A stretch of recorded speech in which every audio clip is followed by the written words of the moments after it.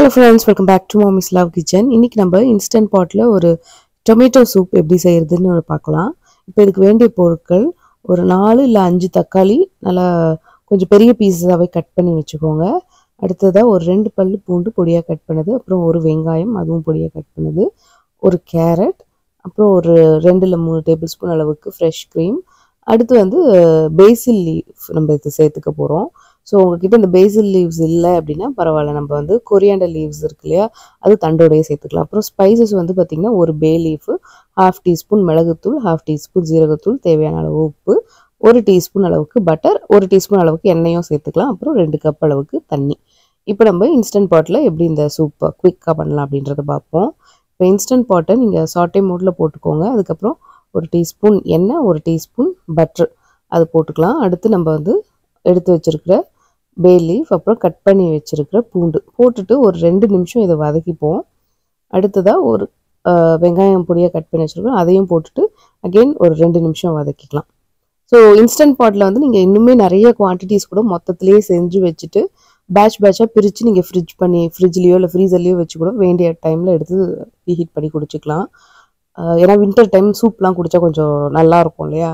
So அதை try பண்ணி பாருங்கள். நெக்ஸ்ட் வந்து நம்ம கட் பண்ணி வச்சுருக்கிற கேரட் அதையும் போட்டு 2 நிமிஷம் வதக்கிட்ட பிறகு தக்காளியும் போட்டுக்கலாம். தக்காளி வந்து இந்த மாதிரி நீங்கள் ரஃப்பாக கட் பண்ணி வச்சா போதும். ஏன்னா நம்ம இது நல்லா ப்ரெஷர் குக் பண்ணிவிட்டு ஒரு ஸ்டிக் பிளெண்டர் வச்சு நம்ம பிளெண்ட் பண்ண போகிறோம். நெக்ஸ்ட் நம்ம ஸ்பைசஸ் மிளகுத்தூள், ஜீரகத்தூள், உப்பு அது சேர்த்துப்போம். அடுத்ததாக நம்ம எடுத்து வச்சுருக்கிற பேசில் லீவ்ஸ் இருக்கு இல்லையா, அதுவுமே கட் பண்ணி சேர்த்துக்கலாம். இது போட்டுட்டு திரும்ப ஒரு 2 நிமிஷம் இது வதக்கிப்போம். இப்போ நம்ம எடுத்து வச்சுருக்கிற 2 கப் அளவுக்கு தண்ணி சேர்த்துக்கலாம். நம்ம கேரட்டும் போட்டிருக்கிறதுனால இது வந்து நேச்சுரலாகவே திக்காக ஆகிடும். ஸோ அதனால் நம்ம வந்து திக்னிங்காக நம்ம கார்ன்ஃப்ளவர்லாம் போட வேண்டிய அவசியம் வராது. இப்போ இது எல்லாத்தையும் போட்டுட்டு நல்லா மிக்ஸ் பண்ணிக்கோங்க. ஸோ இப்போ வந்து கொஞ்சம் வாட்டரியாக தான் இருக்கும். அதுக்கப்புறம் நம்ம பிளெண்ட் பண்ணும்போது கரெக்டாகிடும். இப்போ நம்ம லிட்டு போட்டுட்டு இன்ஸ்டன்ட் பாட்டை வந்து நீங்கள் 15 மினிட்ஸ் இதை நம்ம ப்ரெஷர் குக் பண்ண போகிறோம். அதுக்கப்புறம் நீங்கள் நேச்சுரல் ரிலீஸ்லேயே நீங்கள் எடுத்துக்கலாம். அதாவது ஒரு 10 மினிட்ஸ் கழிச்சுட்டு நீங்கள் ஓப்பன் பண்ணிங்கன்னா கரெக்டாக இருக்கும். ஸோ இந்த மாடலில் வந்து பார்த்திங்கன்னா சூப் அப்படின்ற ஒரு ஆப்ஷன் கிடையாது. ஸோ அதனால நான் ஹை ப்ரெஷரில் 15 மினிட்ஸ் நான் வச்சுக்க போகிறேன். இதுவே இந்த மாடல் அப்படின்னு பார்த்தீங்கன்னா இதில் சூப்புன்ற ஆப்ஷன் இருக்குது. ஸோ நீங்கள் வந்து அதை கூட நீங்கள் பண்ணிக்கலாம், அந்த ஆப்ஷனை கூட நீங்கள் எடுத்துக்கலாம். ஸோ 30 மினிட்ஸ்ன்னு காமிக்கும். ஏன்னா இது வந்து கொஞ்சம் கம்மி ஹீட்டில் கொஞ்சம் கூட நேரம் இது ரெடி ஆகும். இது வந்து ஜஸ்ட் 15 மினிட்ஸ் ப்ரெஷர் குக் பண்ணால் போதும். இப்போ நம்ம 15 மினிட்ஸ் கழிச்சுட்டு அதுக்கப்புறம் ஒரு 10 மினிட்ஸ் கழித்து ஓப்பன் பண்ணோன்னா உங்களுக்கு சூப் வந்து இந்த டெக்ஸ்சரில் இருக்கும். இப்போ நம்ம வந்து இதை நல்லா ஸ்மூத்தாக ஆக்கணும். அதுக்கு வந்து நீங்கள் ஒன்று ஸ்டிக் பிளெண்டரை வச்சு இப்படியே நீங்கள் பிளெண்ட் பண்ணிக்கலாம், இல்லை கொஞ்சம் அதை ஆற வச்சு ஒரு மிக்சியில் போட்டு நல்லா நீங்கள் அரைச்சிட்டு அதுக்கப்புறம் வடிகட்டி கூட நீங்கள் யூஸ் பண்ணிக்கலாம். பட் நான் வந்து ஸ்ட்ரைட்டாக ஸ்டிக் பிளெண்டர் வச்சு பண்ணிடுறேன், வடிகட்டெல்லாம் பண்ணலை. இப்படி பண்ணாலே வந்து நம்மளுக்கு நல்லாயிருக்கும், அந்த திக்னஸ் கரெக்டாக இருக்கும்.